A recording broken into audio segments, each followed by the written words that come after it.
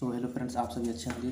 देखिए, मैं आप लोग को आज बताऊंगा दहेज प्रतिषेध अधिनियम की कुछ धाराएं हैं, उसी को बताऊंगा मैं। तो उसे बताने से पहले मैं आपसे एक सवाल पूछ लेना चाहता हूं, 2-3 सवाल पूछना चाहता हूं कि पेशा एक्ट कब लागू हुआ था, कितने राज्यों में लागू है, और पीएम मातृ वंदना योजना कब लागू हुआ और इसमें कितनी राशि दी जाती है। और ये बताइए कि चार विश्व महिला कॉन्फ्रेंस हुआ था, वो कब कब हुआ था, कहाँ कहाँ हुआ था, और कब से अंतर्राष्ट्रीय महिला दिवस मनाया जाता है। अंतर्राष्ट्रीय महिला दिवस कब से मनाया जाता है, ठीक, ये क्वेश्चन है। ये 3-4 क्वेश्चन आपको बताइए। और यूडीएचआर की धारा 23 में, आर्टिकल 23 में क्या कहा गया है। 4 क्वेश्चन है। अब मैं स्टार्ट करा इसका आंसर। अब मैं दहेज प्रतिषेध अधिनियम 1961 की धाराएं स्टार्ट करूंगा। क्या इसका दहेज लेना या देना प्रतिषेध है। धाराएं, धारा 1 में कहा गया है कि नाम, इसका नाम बताया गया है क्या, दहेज प्रतिषेध अधिनियम 1961। विस्तार कहाँ तक है, जम्मू कश्मीर 23 जम्मू कश्मीर में है। जम्मू कश्मीर में संपूर्ण भारत में इसका विस्तार है। जम्मू कश्मीर में 31 अक्टूबर 2019 को जम्मू कश्मीर में लागू हुआ था। 31 अक्टूबर 2019 को जम्मू कश्मीर में लागू हुआ। और ये लागू संपूर्ण भारत में कब हुआ था, 1 जुलाई 1961 में लागू हुआ था। केवल जम्मू कश्मीर में आप लोग जानते हैं कि विशेष राज्य का दर्जा मिला है 31 अक्टूबर 2019 को। तब से ये लागू है। कब से ये लागू है, लागू कब से है, पूरे देश में 1 जुलाई 1961 से। अब आएगा धारा 2, इसमें दहेज को परिभाषित किया गया है। धारा 2 में दहेज को परिभाषित किया गया है।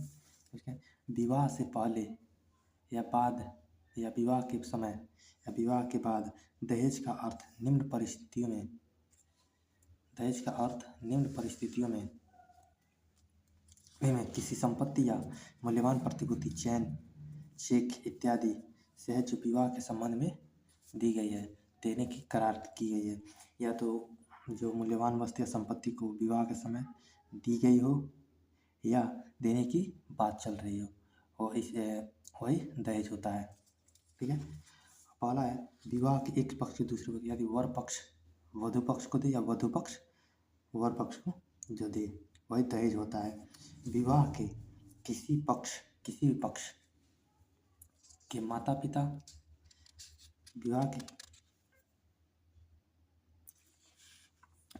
विवाह के किसी भी पक्ष के माता पिता द्वारा या अन्य व्यक्ति द्वारा किसी भी पक्ष को किसी अन्य व्यक्ति को दिया जाए, किसी भी पक्ष के किसी अन्य व्यक्ति को दिया जाए। मुस्लिम विधि के अनुसार शादी में दी गई मेहर की रकम के दहेज के अंतर्गत नहीं मानी जाएगी। यानी मेहर एक खेती होता है, प्रथा होती है, उस प्रथा में जो रकम दी जाती है उसे दहेज नहीं माना जाएगा। वर पक्ष वधु पक्ष को देता है, मेहर के रूप में देता है, वर पक्ष वधु पक्ष को मेहर के रूप में देता है। मतलब मुस्लिम विधि के अनुसार शादी में दी गई मेहर की रकम दहेज के अंतर्गत नहीं मानी जाएगी। रकम जो दी जाएगी मेहर के रूप में, जो भी रकम दी जाएगी उसे दहेज के रूप में नहीं माना जाए, दहेज के रूप में नहीं, क्योंकि वो उनका वो आर्टिकल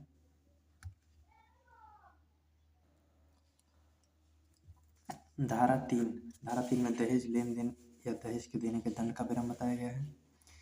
पहला, दहेज लेने या देने के संबंध में, दहेज लेने या देने पर, दहेज लेन देन या दुष्प्रयोग पर निम्न दंड है। कौन, न्यूनतम 5 वर्ष का कारावास हो सकता है तथा जुर्माना के रूप में 15,000 रुपये, और या दहेज के मूल्य की रकम, यानी जुर्माना के रूप में 15,000 रुपये है या दहेज के मूल्य के बराबर रकम है। यानी आपने 10 लाख रुपया दहेज लिया, 5 लाख रुपया दहेज लिया, तो उसके जुर्माने के रूप में पूरा 5 लाख या 10 लाख लगेगा, या तो 15,000 रुपया लगेगा, और 5 साल का कारावास। किसी कारणवश उसका कोई कारण बताना, विशेष कारण बताना होगा, तभी लिखित उसको देना पड़ेगा, तब जाकर के 5 वर्ष के कारावास को कम किया जा सकता है, 5 वर्ष के कारावास को कम किया जा सकता है। इसका अपवाद है, अपवाद यह है कि निम्न दहेज नहीं माना जाएगा, निम्न दहेज नहीं माना जाएगा। ऐसी भेंट या उपहार जो वधु पक्ष को विवाह के समय बिना मांगे दी जाती है, ऐसी वस्तु की सूची बनानी होगी। जो वधु पक्ष को, ऐसी भेंट जो वधु पक्ष को विवाह के समय बिना मांगे दी जाती है, मतलब अपनी इच्छा अनुसार दी जाती है, वो क्या होता है, वो दहेज नहीं होता है। इसकी लिस्ट बनानी होगी। कब से? 2 अक्टूबर 1985 से यह लिस्ट अनिवार्य हो गया है, अनिवार्य हो गया, लागू है और अनिवार्य कर दिया गया है इस लिस्ट को बनाना। दहेज प्रतिषेध अधिनियम 1961 में कितनी बार संशोधन किया जा चुका है? 2 बार। दहेज प्रतिषेध अधिनियम में 2 बार संशोधन किया जा चुका है, 1984 में और 1986 में। 1984 और 1986 1986 में किया जा चुका है। ऐसी भेंट या उपहार जो वर को बिना मांगे विवाह के समय दिया जाता है, उसकी भी सूची बनानी होगी। जो वधू को दिया जाता है उसकी भी सूची बनानी होगी और जो वर को दिया जाता है उसकी भी सूची बनानी होगी। यदि भेंट वधू पक्ष या उसकी ओर से उसके किसी नातेदार द्वारा रिवाज के रूप में, रीति रिवाज के रूप में दी जाती है, तो ऐसी भेंटों का मूल्य देने वाले व्यक्ति के